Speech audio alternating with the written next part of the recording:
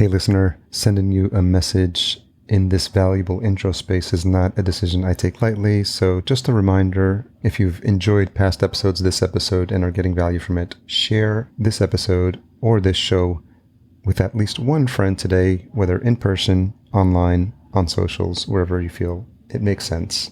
I truly appreciate it. In my car at night in Silver Lake. This sounds so sketch, by the way. Across the street from a restaurant. Why did we do it that way?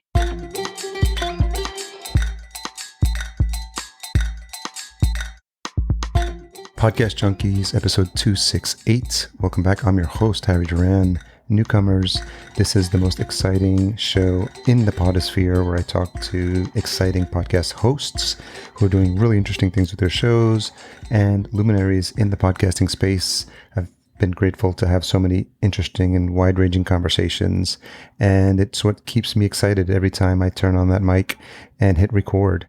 This week, I get to speak to an old friend in the podcasting space, Espree Devora. She was a guest on the show way back in 2016, I believe it was, and I think it's episode 73, so I'm going to have to double check that, but that should be about right. She comes back on for this week, and she's been doing so many great things in the space, and it's been fun to watch her progress, her success, seeing her in early days of Clubhouse, joining rooms with her. Her energy is unmatched, and I just can't say enough good things about my friend Espree. So for those of you who don't know, she wears many hats. She was listed by Inc. magazine as the top 30 women in tech to follow. Harpers Bazaar says her podcast is in the top 10 to listen to. And she was actually one of the faces of the Clubhouse icon, which is one of the most influential audio social apps. And that's been fun to watch as well. In this episode, we share our experiences as podcasters and what has us most excited about this industry. And as much as I felt like I was late to the game in 2014, given what I've seen and experienced in the past year or two, it just feels like there's just another bigger wave coming in terms of visibility, in terms of people entering the podcasting space, people starting shows, people needing help with shows, and it's just exciting to watch, and it's some of the things we've talked about.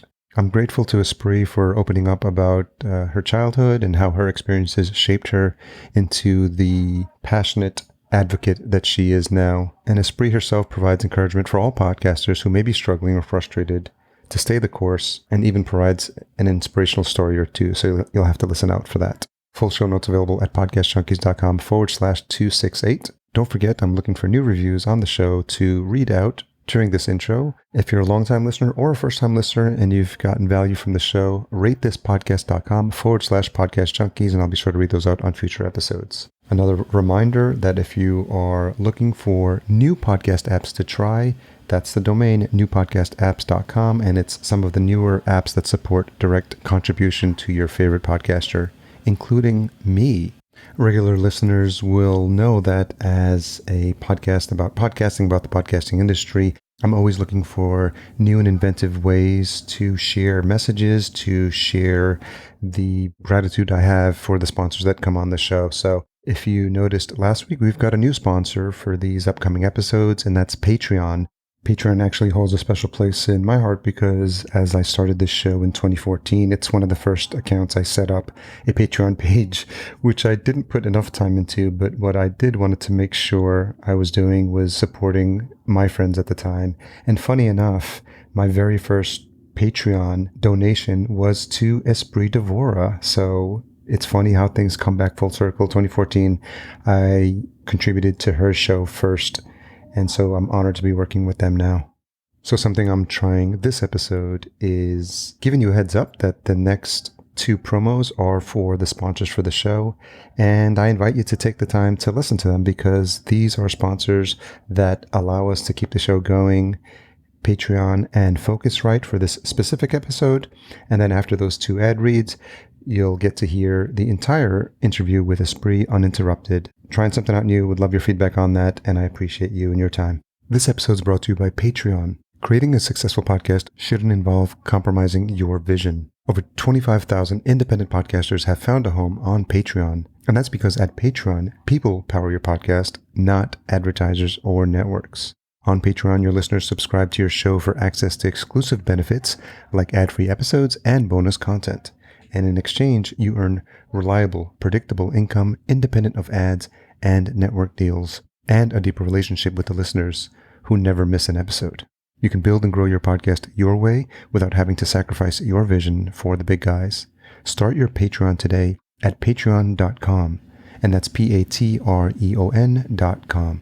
This episode is brought to you by Focusrite and specifically the Scarlett 2i2 sound card, one of my favorite go-to sound cards, something I use for each and every podcast recording. The 3G line is a go-to for all new podcasters.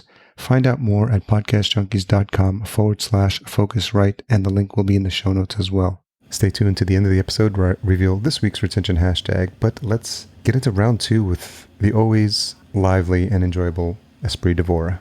So I want to record because we're just going to jump into this. And yeah, we are. Hi. Oh, let me plug in my phone. Still got your trusty ATR, I see. Oh, I know. I don't know. I don't upgrade. I looked at the whole Joe Rogan cloud. I don't know. I just don't. I have so many mics. I don't know. I don't upgrade. How many mics do you have?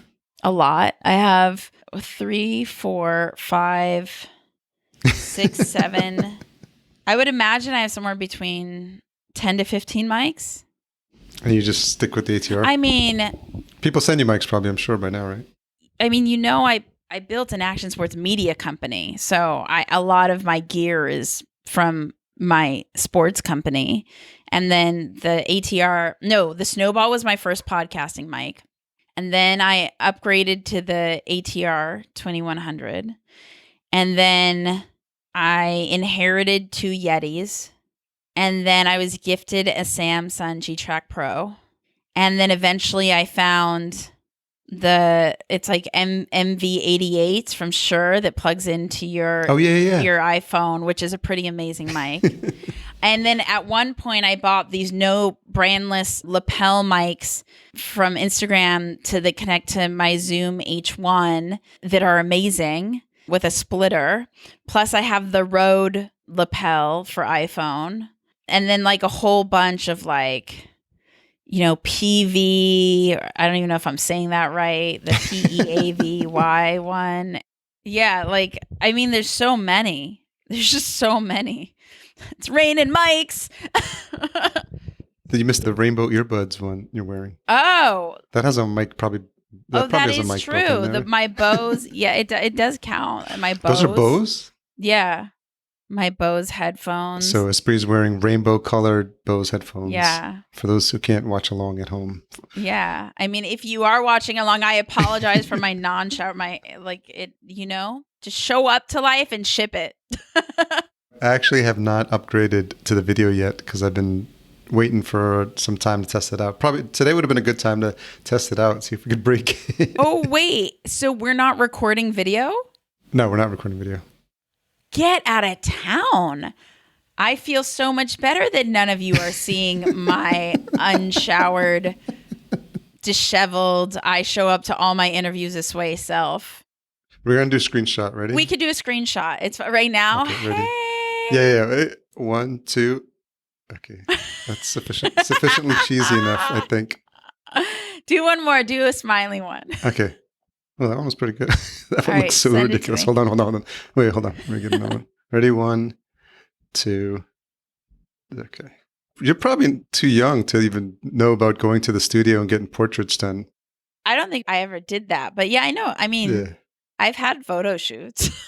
No, but I'm like, when you're little, they take you to these weird studios. And then the guy's like, he's like, oh, yeah, I've seen stuff like that. Yeah. Podcast Junkies! I am back! Hello!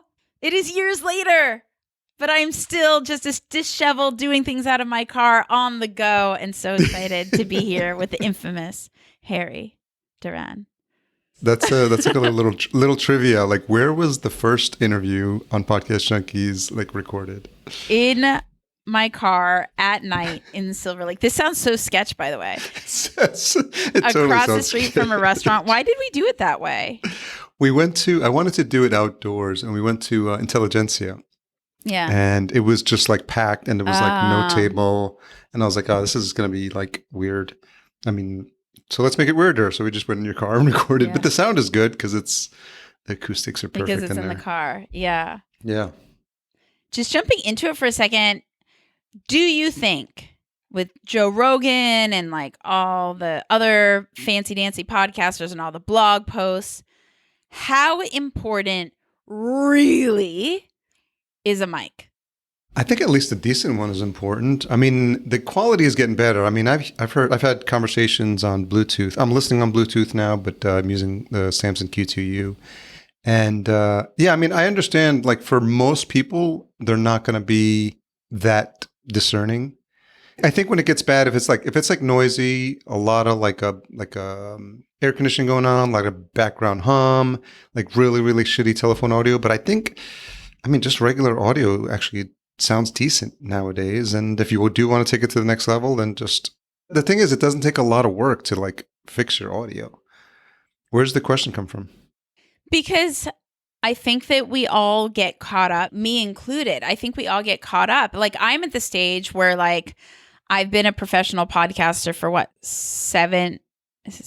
8 years? No, 8 or 9 years. And like, Congrats. Thanks. And I find that, I'll get on an interview and I won't have, the top of the line mic. And I'm like, do I look like not professional because I don't have a top of the line mic? Depends on the audience. Well, if the content is good, it doesn't matter. And this episode is going to be so fire that we could be like dialing in on a dial-up modem and it'd still be good. I'm always wondering every time you're on camera if you are actually like on a patio. I know. Or you just put that like is the IV that I'm so lucky, right? No, so pre-pandemic, the only reason I have this up is there's a huge crack in my wall. And I was like, I don't want to deal with that. And so I put that up. I was going to put it on the other side is my point. I was going to put it on like the window side, but I was like, it'd be really great to cover the crack. So we'll just put it on that wall instead. And then the world ended and we all ended up on Zoom. And I'm like, and I have this amazing background. I'm like, well, that worked out for me. Yeah. Yeah. So for the benefit of the listener, she's got an awesome ivy colored wall there that she probably needs to water every day, right? To keep it fresh. It's fake. It looks real.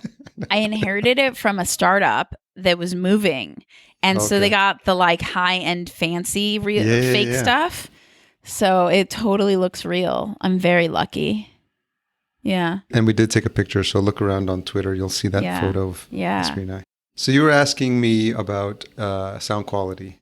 Yeah. I think when I show up to interviews with my ATR 2100, which is an amazing beginner mic, but it's an amazing mic in general. I remember when I was doing my early research on podcasting and they would compare the Audio-Technica 2100 to other more expensive mics and the difference was not that different. Yeah. And so I'm like, that sounds great. And now I still use that. I use a combination of things at times, but this is pretty much the mic I rely on as a podcaster.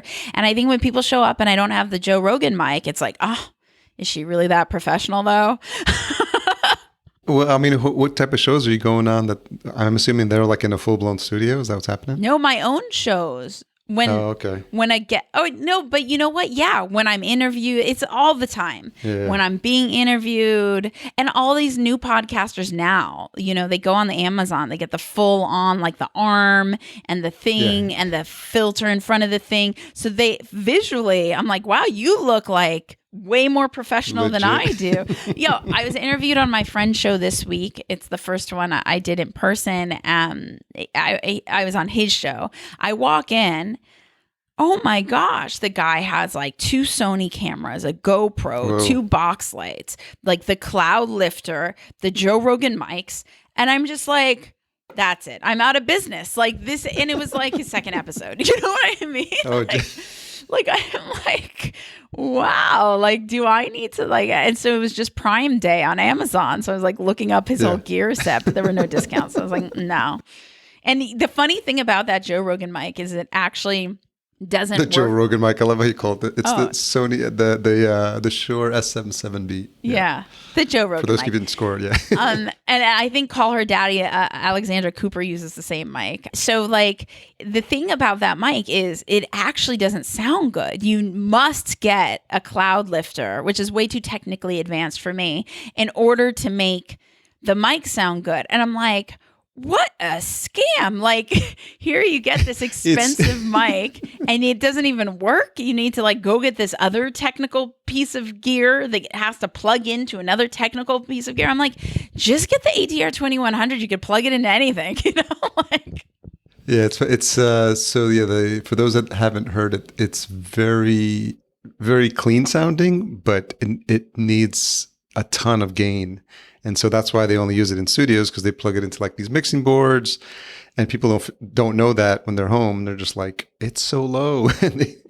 So typically people get the Focusrite, the Scarlett 2i2. That's a pretty good sound card. Like you said, too many moving parts in the beginning, like when you're trying to figure it out. Look, I have main pieces of equipment. They make everything so much easier. In studio, I use an H6 and XLR cables and mics. It could be the Audio Technica, which is great because the Audio Technica could be with your computer, or it can be like in a higher end XLR situation. Or I use my H1 on the road when I'm doing my Women in Tech podcast, plug in with a splitter and a couple like lapel mics and do it that way. And it just like fits in my pocket. Or like if I'm doing Squadcast, I just, remote podcasting, I plug into my USB, the Audio Technica 2100, and I'm good to go. So it just like, and then if I want to do video, best piece of equipment is the Mevo. And then you have amazing video with amazing audio quality. That's not the one that follows you around, is it? Yeah, it can if you have it track you. Yeah. Okay. So like, and the picture quality is incredible, and it could be used for live stream, or it could be used for normal recording. So it's just so many options. So I just feel like, and then you're not connecting into a bunch of other things, and and you don't have to really have any technical knowledge. And so I don't know, but as podcasting has gotten so popular, everyone's gotten so fancy visually, makes me feel like, man. So let's get caught up, because if the last time they heard from you was on this podcast, that would be like 5 years ago, 4 years ago. It's wild that I can actually say that we've known each other that long. That is crazy. And you're not going to be able to catch up everyone on everything. But since then, I think you were just doing Women in Tech. No, I had We Are LA Tech since 2014, and then Women in Tech 2015. Yeah, those two, yeah. Well, in March, I was featured in Podcast Magazine, so that's pretty neat. Nice. That is really cool. I'm going to say something I probably shouldn't say out loud, but F it. I feel like now that everybody's in podcasting, I want to kind of move on to the new. I'm like, well, like when I got into podcasting in 2013, like that wasn't cool. No one was doing it. I remember I pitched it to my boss at the time, and at the one of the few times in my life where I was forcing myself to have a job, because like I was like, why am I putting myself through such a painful life being an entrepreneur? This is ridiculous. And I like made myself have a job. Great boss. I've gone through those ups and downs. Right. And I'm like, you guys, I discovered this podcasting thing. I really think your firm should have a podcast. They represented all the top YouTubers. And they're like, nah. And I like ended up leaving, and I started my podcast, and and I was like, I just have a gut feeling podcasting is going to follow the trajectory of YouTube. And I was right. I mean, I've never considered myself a trend spotter, but let me tell you, between that trend, spotting the trend of YouTube, spotting the trend of Twitter, like now I'm like, okay, I think I have something. Clubhouse. Clubhouse. I think I have. It's right. It's true. For me, okay, I got onto Clubhouse when it was 10,000 people on. I feel like I was already late. Like I want to be, like I bought a thing today. Harry, I bought a thing today.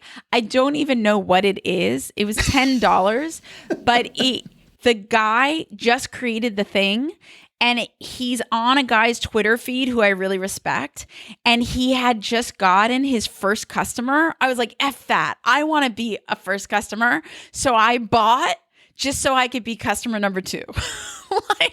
like what is it?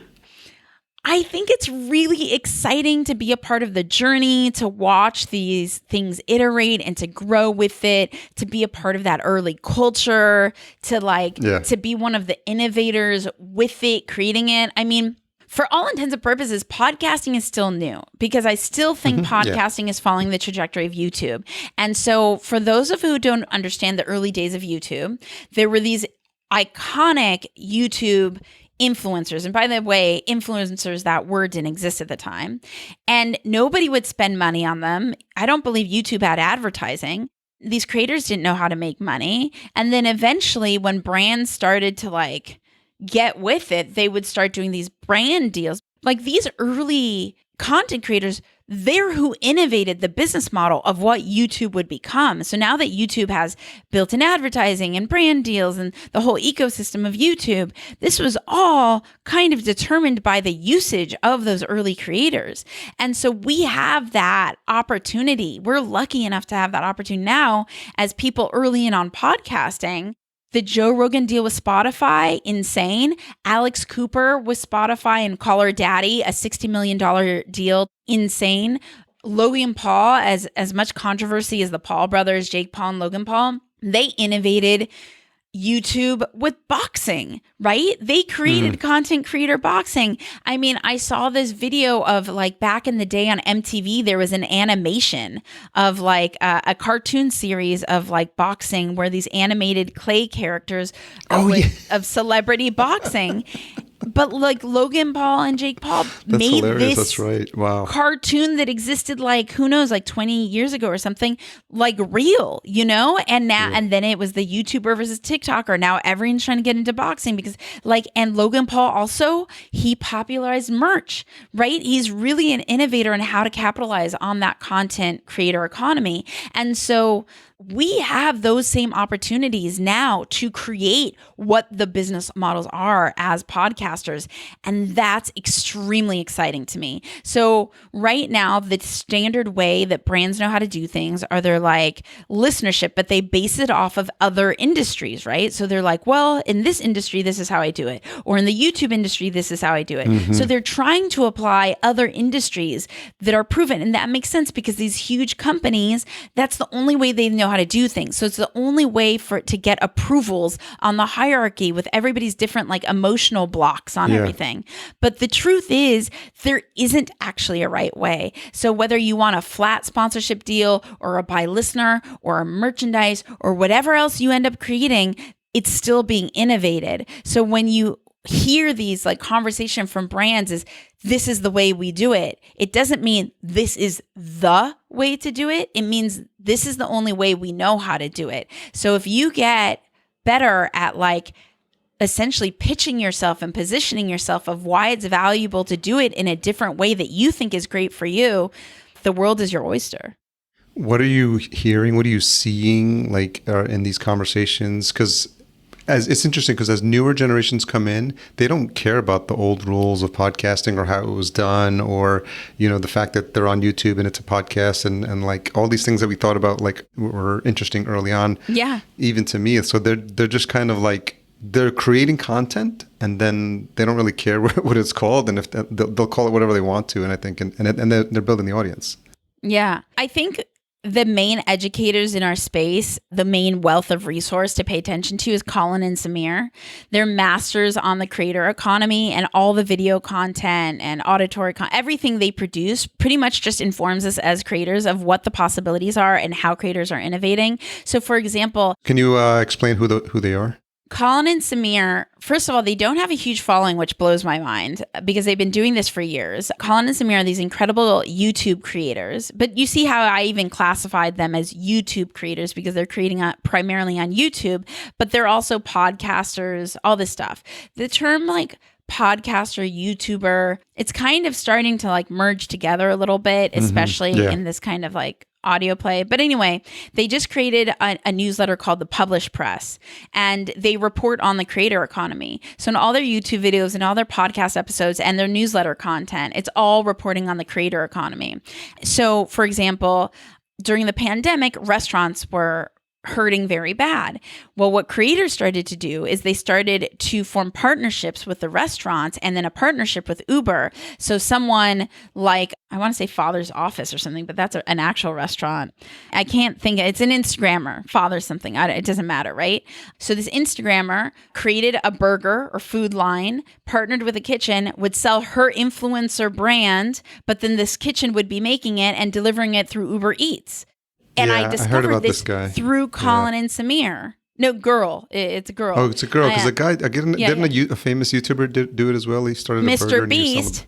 Mr. Beast created Beast Burger. Same thing. And then all of the people on his team have a burger customized, right? But it's like, it's about continually. So until this Instagram girl created all these relationships and Mr. Beast created all these relationships, like that didn't exist before, right? And so to plug into the information that Colin and Samir are sharing on their different channels, to be in the know immediately as it's happening, they're doing a lot on NFTs lately because NFT is a huge craze in the creator space. Anything that is about to be incredibly beneficial for us as creators to monetize our art, our creations, like Colin and Samir will be on top of it to make sure we're empowered with the information we need to start develop those kind of business models for our own companies. Would you consider yourself first and foremost a creator? I consider myself an artist. Like I've always described podcasting as painting audio. So I consider myself an artist and I'm a writer. But yeah, an artist. And I utilize different technologies as my paint to create my art. Yeah.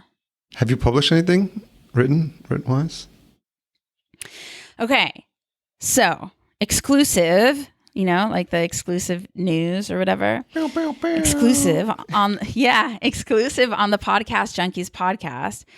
So, I've been a writer since I was a little girl. And sometimes I feel really conflicted that my path in life is actually not the path that, I have dreams of being an author and have wanted that since I was a child.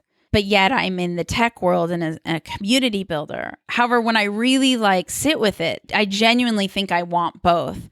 But what troubles me, I'm very much aligned. I also grew up in my father's office playing on the computer. He was an early adopter. So I don't think I have to choose one. I did feel like I had to choose one, and then I'm like, oh my gosh, did I choose the wrong way? But I'm like, no, I just chose one of the ways. But what troubles me is that I haven't chosen the other way as well and enough. So I invest a lot of myself, of my resources, of my spirit into technology and community building within the startup culture globally. But and even in media production, right? Which to me is still a part of the tech world. My dad introduced me to video cameras and media when I was young. But to me, all of that, because I built the first action sports social network, which became an action sports media company. So for me, tech and media are synonymous, but writing isn't. Writing is just being an author. It's not about being a blogger. I know that I tweet. I know that so on my personal Facebook profile, it's private, just on my personal one, I write these long posts, these blog entries. I remember a couple of them. Yeah.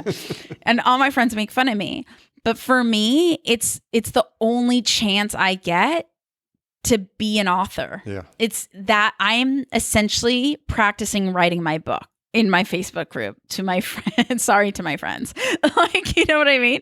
So yeah, my mom reminded, she's like, didn't you write a book a few years ago? I'm like, okay, that doesn't count. I wrote an ebook on how to outsource. That is not, that's tech world stuff. I want to write a book that means something. I have this book, someone just gifted me, The Art of Gathering, right? Oh yeah. That's a good one. I've heard. There's another one, Show Your Work. There's a great book by the founder of Maxim magazine called How to Get Rich, Start with Why, Simon Sinek. Sure. There's these books the iconic 4-Hour Work Week, Tim Ferriss. Yeah. There's these books that change lives, that have such a deep, profound impact. And I want very much to be a respected and magnetic author one day. And I do not invest the time to be that. I quote unquote try, but I always prioritize my tech life. Like I'm a part of a group called Writers Hour, which I love. They write together collectively at 8 a.m. in multiple different time zones. And it's free. It's amazing. writershour.com. I just joined this other like Twitter boot camp thing that shows you how to write these like Twitter essays. I'm a part of Scribe, the book writing thing with Tucker Max. Like there's so many areas where I'm like attempting to like advance myself as a writer, but I'm not doing the thing. Like Tucker says this funny thing, I'm probably going to get it wrong, but it's pretty much, you know how you know how you be a writer? I'm like, how, Tucker, how? You write. You know, like magic. Yeah.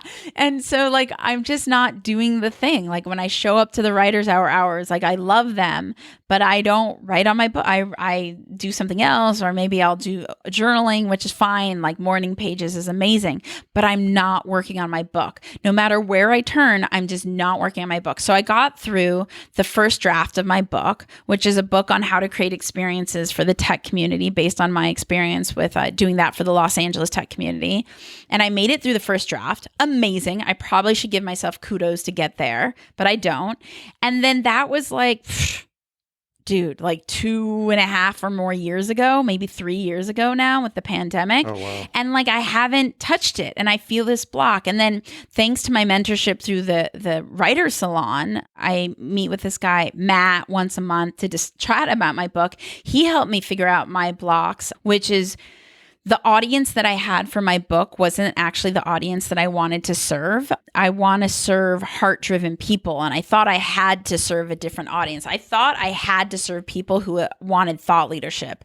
I'm not really into teaching people how to gain thought leadership. I think that that's gross. Yeah. I'm interested in guiding people how to create deep, meaningful relationships and helping others to do so, like to make it more like a viral effect and scale like human connectivity, right? Yeah. And so Matt helped me come to that awareness. I'm like, oh, my book doesn't have to be about creating these events for thought leaders, because so I became kind of like a thought leader in Los Angeles, or at least people see me that way, right? By doing all these events. But I didn't do the events to gain anything for myself. I literally did this events to create meaningful connection for others. It was just like a consequence after years of doing them. And so when I wrote this book, I went into it with like, yeah, and Netflix called me to be on their show and all this stuff, but it's actually not the stuff that makes me feel like I don't really care about that. You know, I just think other people think it's cool. So I wasn't being really authentic with my writing. So when Matt helped me discover, look, it seems like you're writing for an audience that you don't actually want to be writing to, and you rather be writing to community leaders around the world. I'm like, but what does a community leader need from me? They already know how to do it. And he's like, that's not true. And then he gave me this example of when he had a community or worked with a community-oriented company, and he was very much heart-driven and knew he wanted to build community, but didn't know how to do that. He just knew he wanted to. And so I was like, he's like, there's a lot of people out there like me that need guidance. And I'm like, oh, that's really cool. So I threw up this tweet about mentoring community leaders around the world, and it got hundreds of likes. I couldn't even believe it. I'm like, word,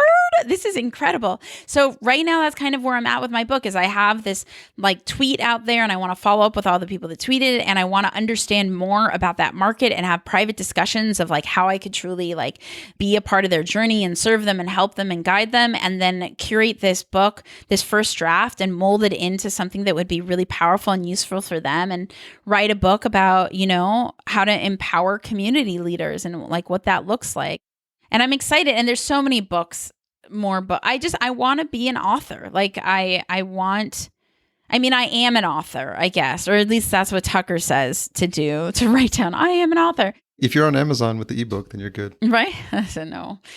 So I want to be an author, like a real author. Yeah. I want to make sure I'm taking the actions to have the dreams that I've had since I was a little girl. And I am not taking the actions that are needed to get to where I'd like to go related to that, which is fascinating.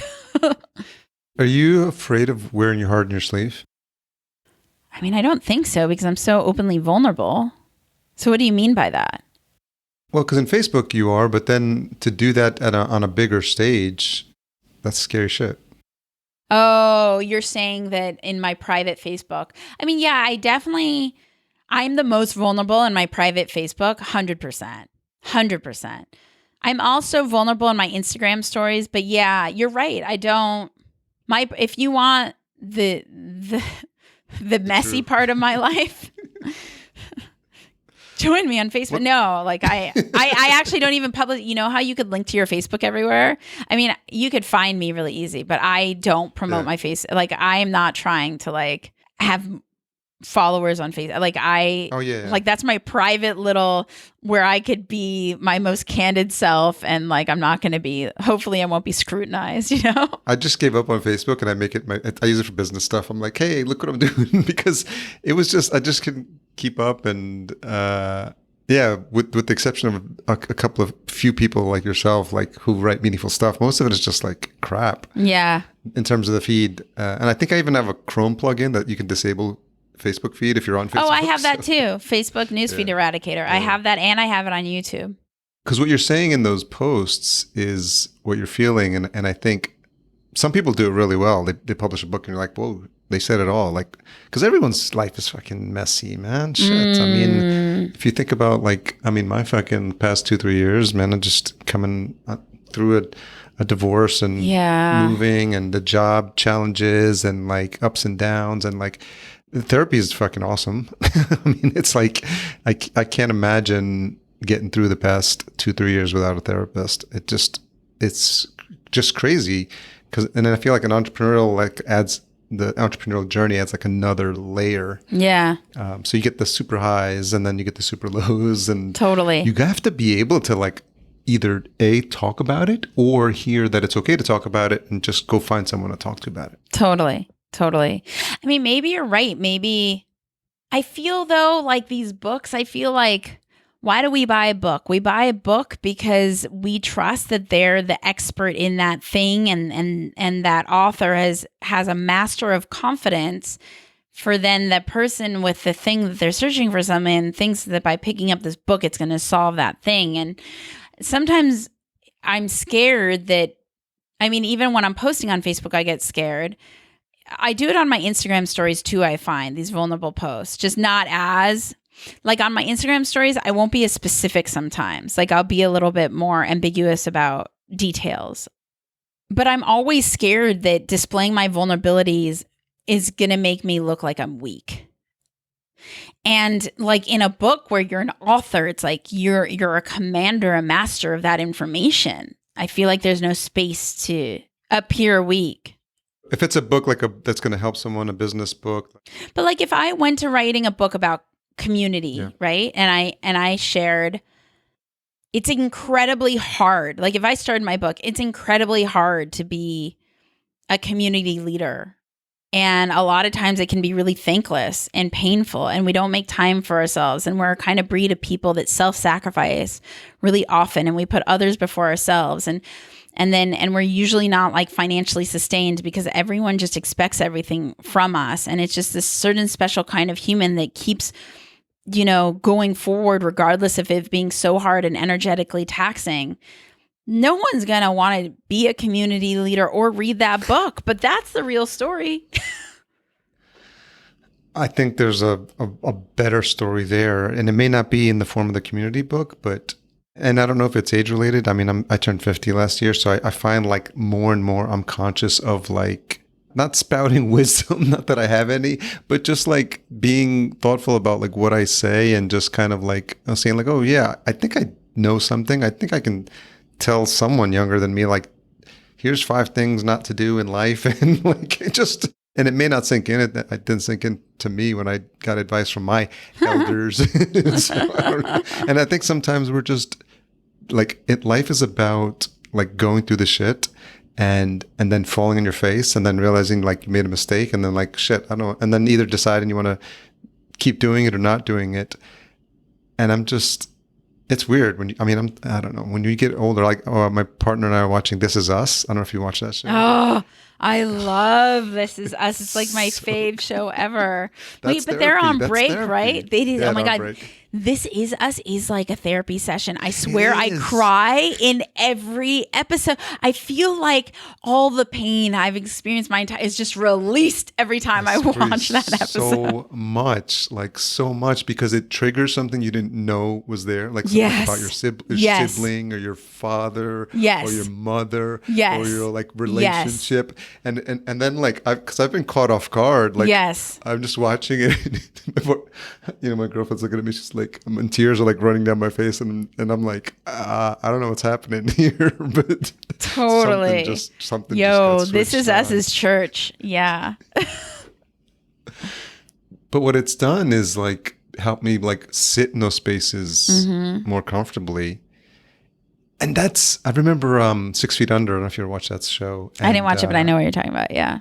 it was so awesome. It was like late 80s, early 90s, something like that. I remember the last episode or the last season, the last 2 episodes, they showed all the characters you've been watching for like 5 or 6 seasons then start to get old. Yeah. And like they were fast forwarding like 20, 30, 50 Yeah. years, like one's in a nursing home. I just started bawling. I was just Yeah.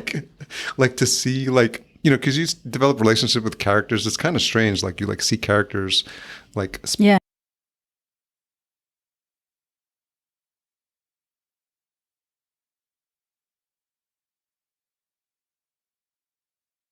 spoiler alert in Star Wars, when Han Solo died, like I cried. I was like, wait, like my childhood was like being messed with, because it was like in my mind, Han Solo was alive for like 30 years, right? Yeah. So I was like, I'm just like, and now people are listening, like, I didn't realize Harry was so No. sensitive. I also think it's not fair for you to have a spoiler alert on Star Wars. I think you need to edit that out. I think you need to at least bleep that, because it's like not fair. I'll bet. I'll beep that out, or just take it out. I mean, if you haven't seen Star Wars by now, I mean, No, that's not fair. Watch me over here, the movie police. there's rules, Harry, about spoiler alerts. You need a Yeah. 3-second spoiler alert. Yeah, you need to disclaim it. I'm about to give a spoiler alert. If you don't want to be spoiled on Star Wars, skip ahead. Like, that is just how spoiler alerts roll. Even in a blog post based on spoiler alerts, it would be like, if you don't want The Bachelor to be spoiled, like, don't read this. Noted. Yeah. See? You're learning everything on this episode, how to properly do a spoiler alert as a podcast host. That's true. I would just bleep it and show the real of it all. But yeah, I mean, your question was like, writing my book and. Well, just like honesty, sincerity, like coming full circle, like This Is Us. Like you watch that and you feel something. Yeah. And so like that was written. Somebody wrote Yeah. that I don't know if you call it screenplay. Is that we call it screenplay in TV? Yeah, screenplay. Yeah, is the same thing. Somebody wrote that. That's like essentially a book that's now being read. Yeah. And so maybe as you get older, you think about if you're going to do something, like have it affect somebody, and- I think it's a great reminder. I always think about with podcasting is how do I want our listeners to feel? And when I teach someone about podcasting, how do you want your audience to feel? Totally. And I have not once asked myself, related to my book, how do I want my readers to feel? I maybe have thought, what do I want my readers to learn? Or how do I want my readers' lives to be impacted? But I haven't thought, how do I want my readers to feel?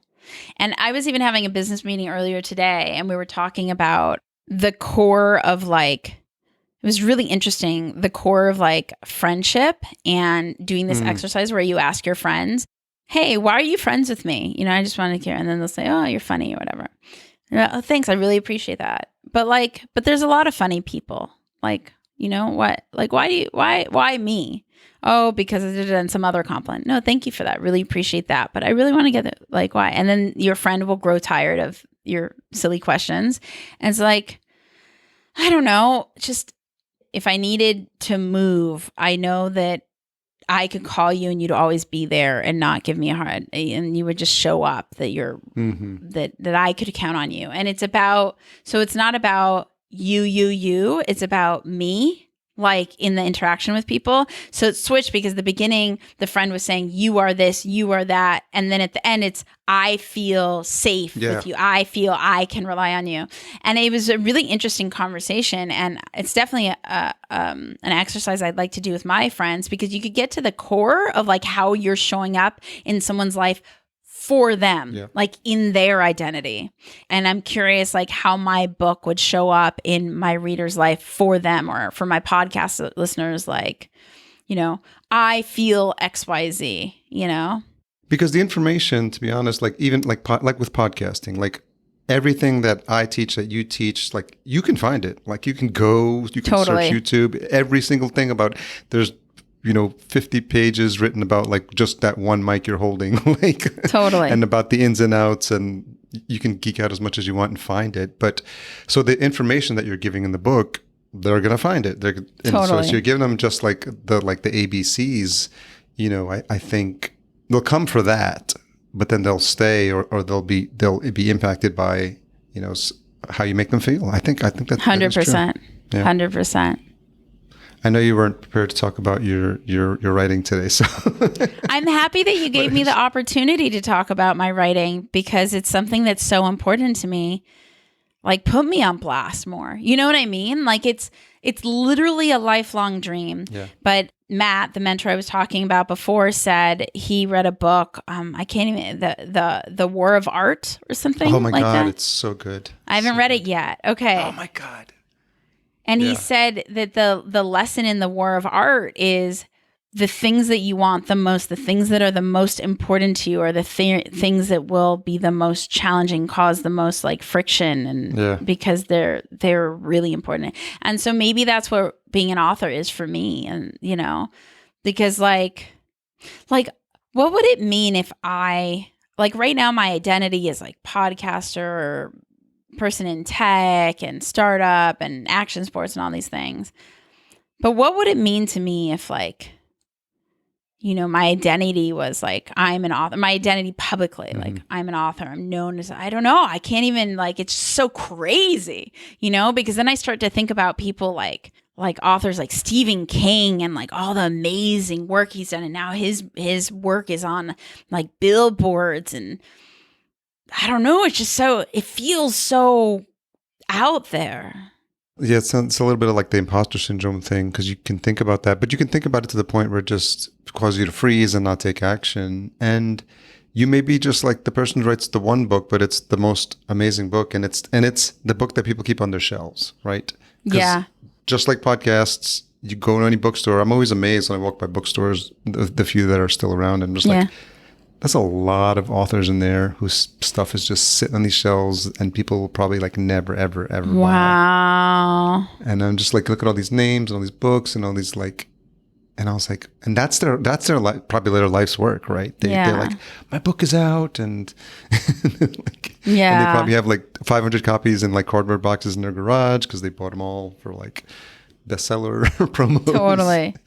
Totally. Yeah, I mean, I would just push you. I mean, I think why we're still friends is because the word loyalty comes into mind. Genuine.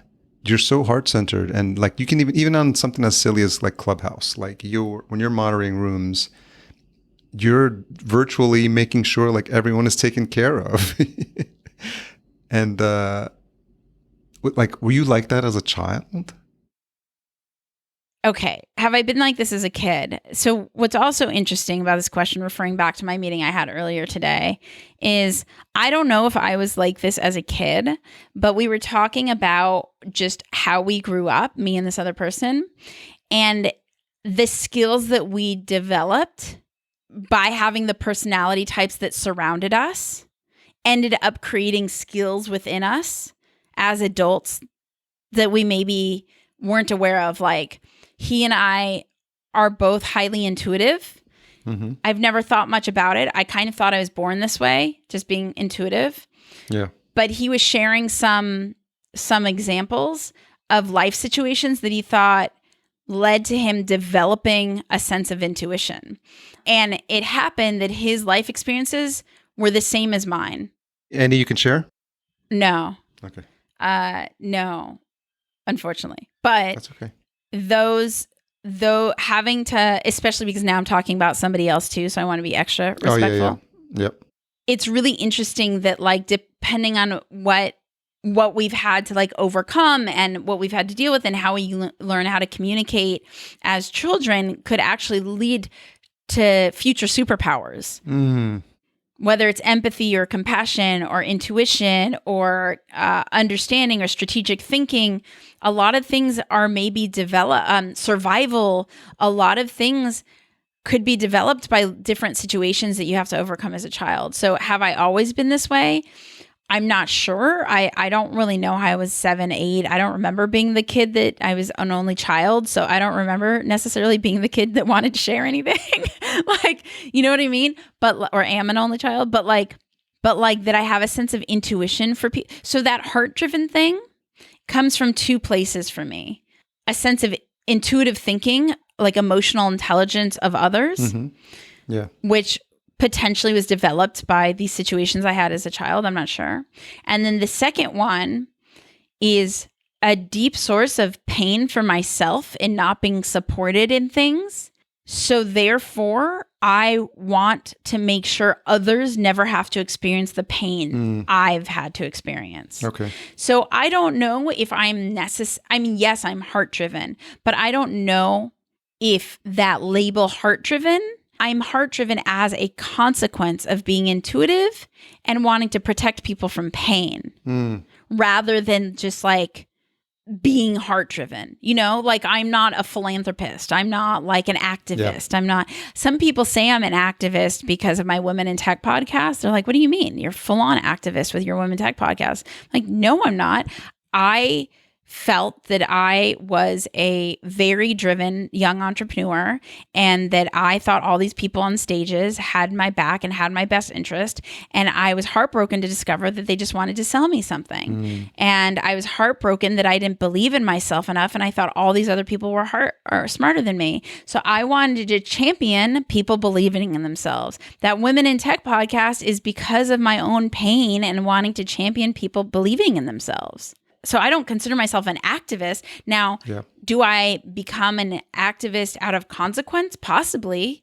But that wasn't like the core motive. Like I'm going to go be an activist. And I think there are people out there that have this deep sense of wanting to create impact. And then they go search for like, where do I want to apply this need to create impact? Yeah. Like, let me go research a bunch of industries and see which one interests me most.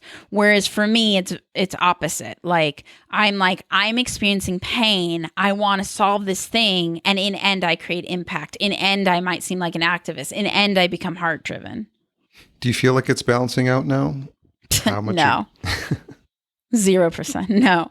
I mean, that is my goal and dream for myself, to be a sustainable community builder, like to re-energize myself spiritually and capitalistically. But I'm not there yet. I still default to giving. I still have a very difficult time with boundary setting. I still have a very difficult time with charging for the variety of things. When the commerce happens, which of course it happens because I survive, right?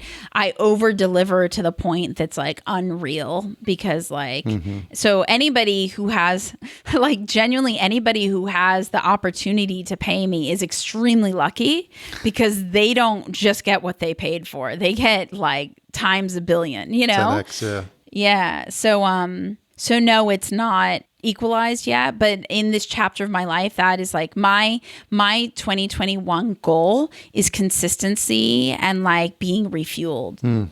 It's a struggle, like, and it's hard because it's not natural for me, but I'm thinking about it every day. Like, am I being consistent, and am I refueling? Am I designing things to be more efficient? Am I enjoying my life? How is my spirit doing? Every single day I'm reassessing, and it's not an easy journey to transform into the other thing I'd like to be, but it's a journey nonetheless. What's refueling you? On a good day, meditation, a morning and night routine, fitness, eating healthy, the basic stuff, boring basic stuff you hear about, especially the morning and night routine, morning pages, like journaling. But like the last few weeks have not, I'm not working out right now. I have a hardcore committed relationship with Straw's chocolate chip chunky ice cream. I'm not taking care of myself right now. So like, I'm just saying it real. Right. Yeah. So like, I'm like, all right, like, are you okay with it? Like, what's going on here? What's leading to this? What do you do? What do you want? Like, it's a constant, like, I'll have a few weeks where I'm like on the up and up, and then a few weeks where I'm like, and then, which is also just being human. But I think it's important that it's more consistent than not. So like, let's say in 1 year's time, if like 8 or 9 months out of 1 year were pretty consistent and stable, and it was just like the 2 or 3 months that were like a little off, that's fine. But when you have like 6 months on, 6 months off, or like 5 months on, then more months off, like that's what I'm trying to like transform away from. I mean, it's almost impossible given what we just went through collectively, like the past, 14, 15 months.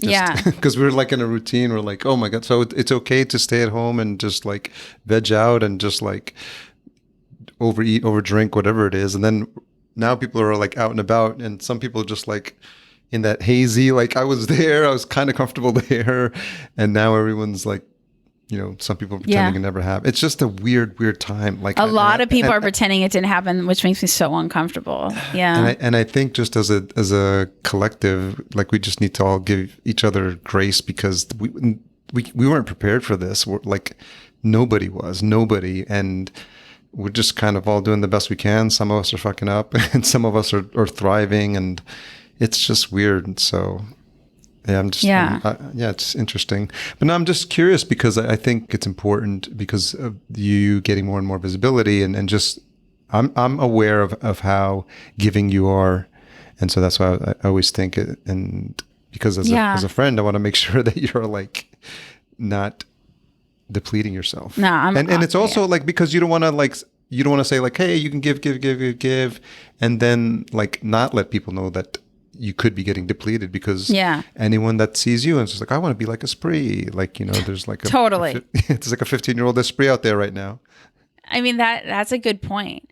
What I will say though is, so oftentimes I think about, what do I want my life to be? Like I picture myself like as I'm like going to die, and what do I think when I look back on my life, which is how I've traveled and everything, because I'm like, nope, I want to travel, and I don't care that I'm scared, and I'm just going to do it.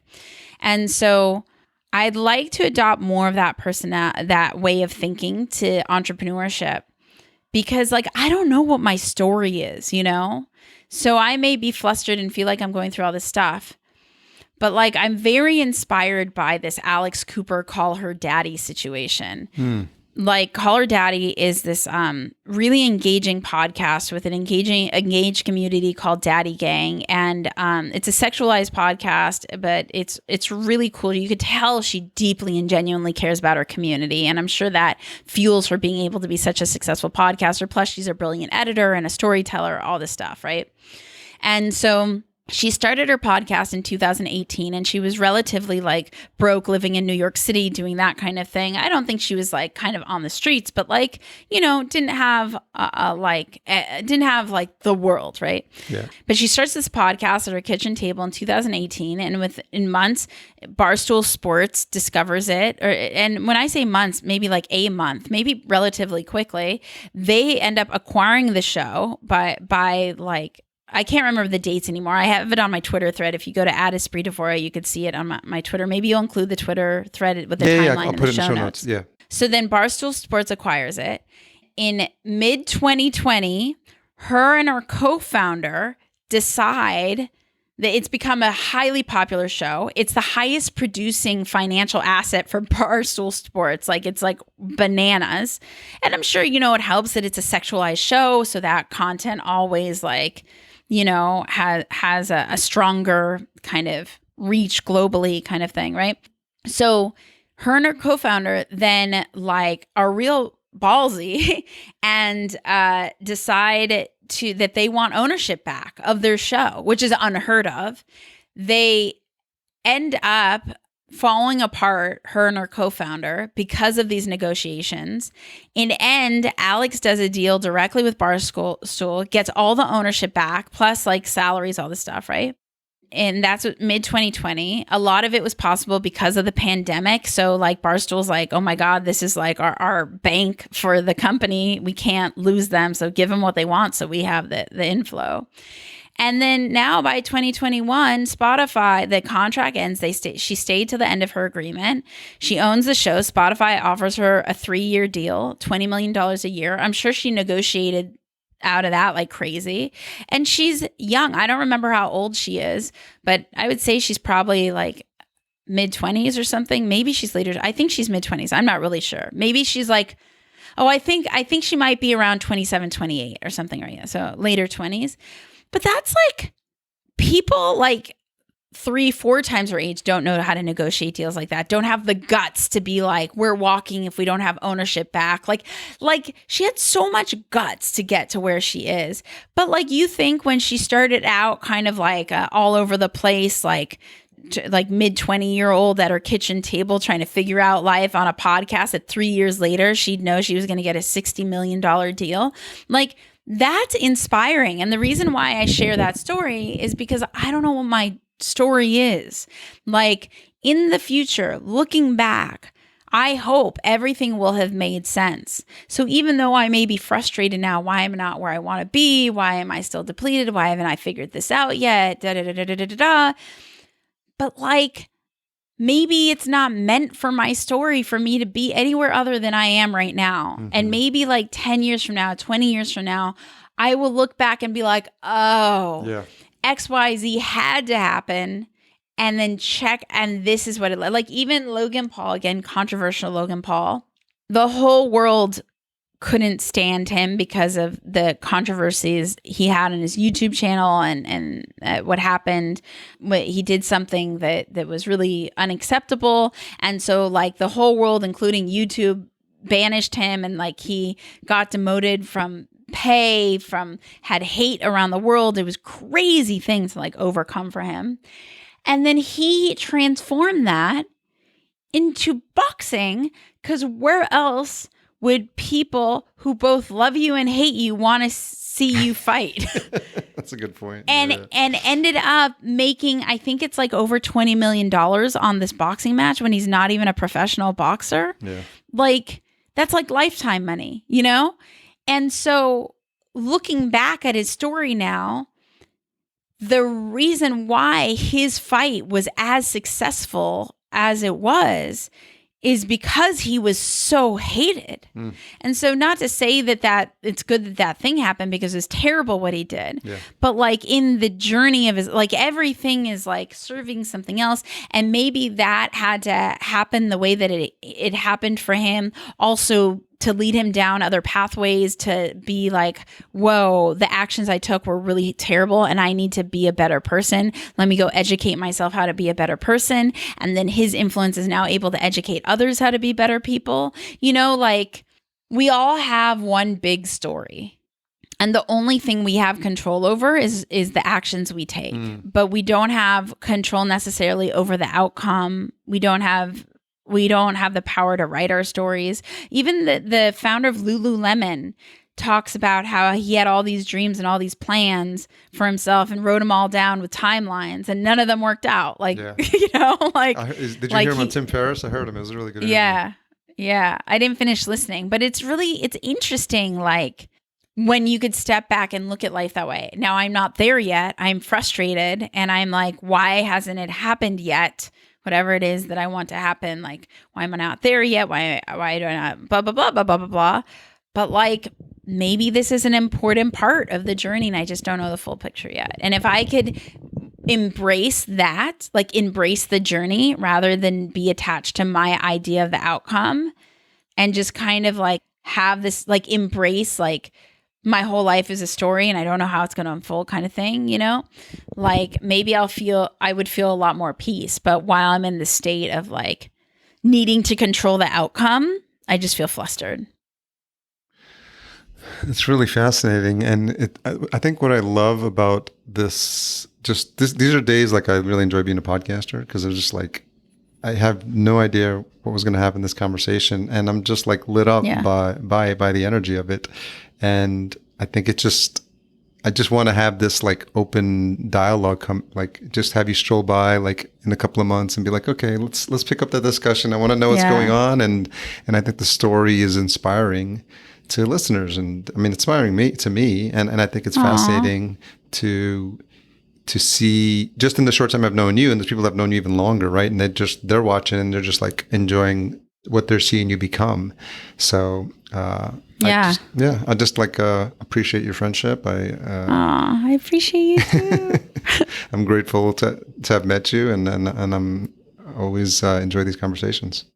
Thank you. I saw one of my friends last night. He was in town for a second, who's known me since the start of my career. Wow. I met him really early on, and I was telling him, how frustrated I am and all this stuff. He's like, you know what, Espree? He's like, because he was really blown away because he hadn't talked to me in a while. And so he like Googled me. He was having me on his show. So he like Googled me. He's like, oh my gosh, like you've been up to a lot. I had no idea. But anyway, like I was talking about how frustrated I was. And we get to his car. He's like, you know what, Espree?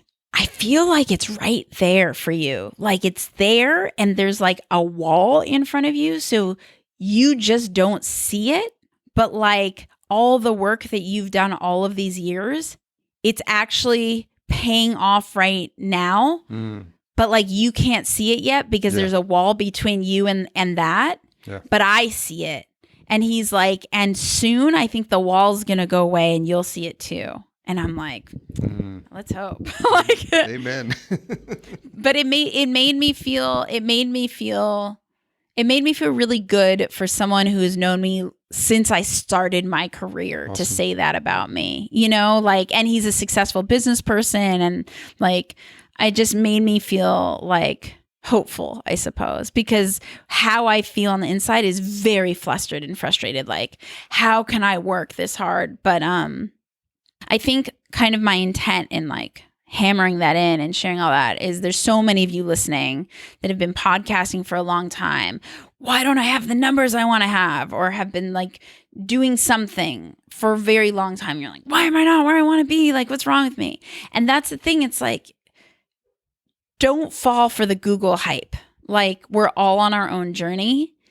And the more all of us, including me, including Harry, embrace that it's just one big story, and these metrics that feel so important to us, like podcast listenership or YouTube views or numbers in a bank account or whatever. Like, remember Alex Cooper broke in 2018, 60 million in 2021 from a podcast. Like, come on. Anything's possible. If that's not inspiring, I don't know what it is. No, and I think I always tell people, like, you have to have the blinders on, like in horses. They have that because they can't see left and right, and you got to just run your own race. Like, because if you start doing the comparison game, and especially like in any creator environment, like podcasting, like we could list off all our fellow podcasters that and especially when ones start after us, they're just, and then they get there, you're like, wait.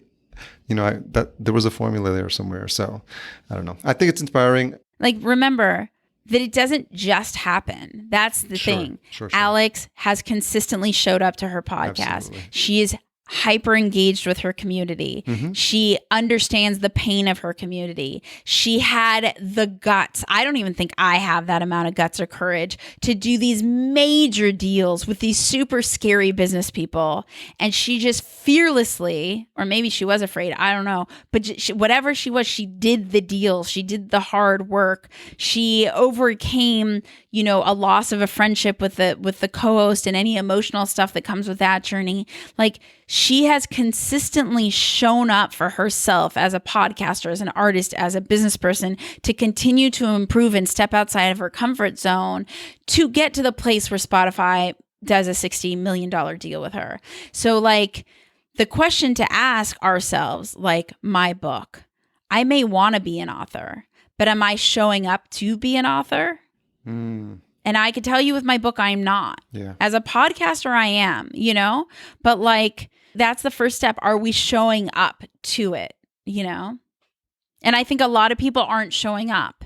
Like, we're just not showing up. And then once we're showing up, are we showing up in a way that identifies with the audience, like Alex did with her community daddy gang? Yeah. They feel really connected. They identify with her. It's relatable. So like if you're not pulling in the awareness, maybe you're not connecting with the right market, or maybe you're not being your authentic self, or maybe you need to improve something, or maybe you're editing your YouTube videos, but you're not a great editor, or maybe you're the host of your show, but you're not a great host and you need to outsource that part, you know? Or maybe it's just not your time yet, but like there's this one YouTube channel that I find funny. I can't think of the guy's name right now, but he does a lot of collaborations with PewDiePie, who's a big YouTuber, is like the biggest YouTuber. And the guy, why can't I think of his name right now? What's that cereal that was just had the controversy recently? You know, because they found a thing in the box. Oh no. Oh God. Anyway, pick any cereal right now. Honeycombs. Okay. So let's say this guy's YouTube channel was Honeycombs, right? Okay. Honeycombs YouTube channel. So he does all these collabs with PewDiePie. He's like a growing YouTuber.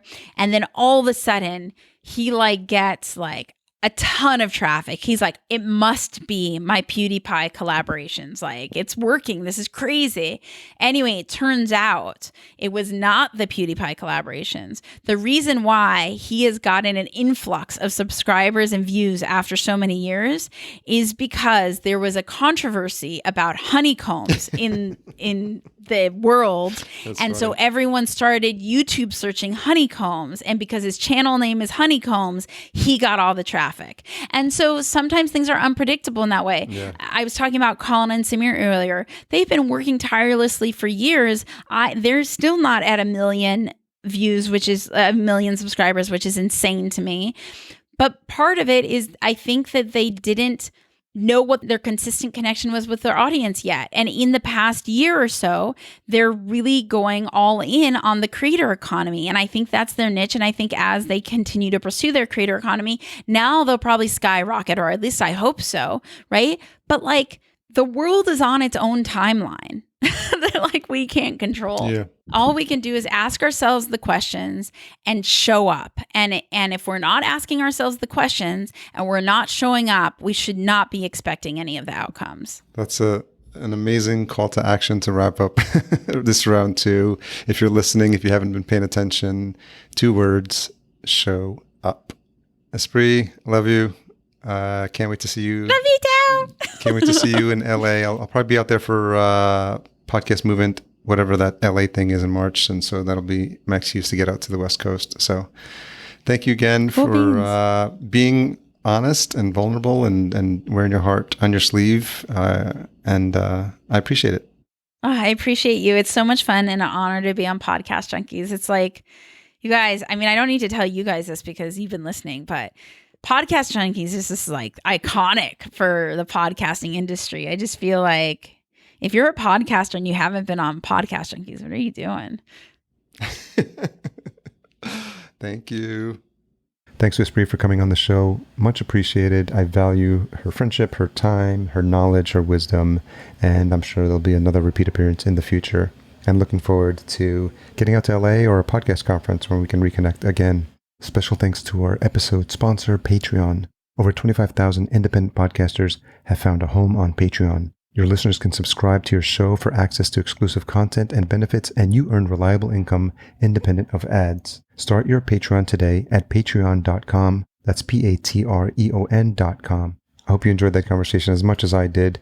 She always brings a wealth of information, and you can always feel that she's leading with her heart, and she's always looking to provide value for everyone that she comes in contact with. So make sure you check out her stuff if you haven't already. Again, we covered a lot of resources, which I'll provide in the show notes, podcastjunkies.com/268. Special thanks to our producer, Cedar and Soil, who since 2014 has been the source of this quirky, fun intro and outro music, cedarsoil.com. Special thanks to our sponsors this week, Focusrite. Check out their awesome line of gear, specifically the Scarlett 2i2 Pro, my favorite, at podcastjunkies.com/Focusrite. If you or your company are interested in learning how a podcast can be beneficial for your company, sign up for a free podcast brainstorm at fullcast.co/chat15 and tune in next week for my conversation with another friend of the show, someone who I'm surprised has not been on here already, Ever Gonzalez, founder of the Outlier Conference, which I had the pleasure of speaking at in Austin a couple of years ago. And we talk about the events space and his show and a whole bunch of other podcast-related goodies. So make sure you tune in for that next week. If you made it this far, you're no doubt waiting for the hashtag. Let's go with Icon Espree as a nod to her appearing as the face of Clubhouse. Icon Espree, and tag us at podcast_junkies and at Espree Devora, ESPREEDEVORA. So grateful for the time you spend with me and my guests on this show every week. Love you guys.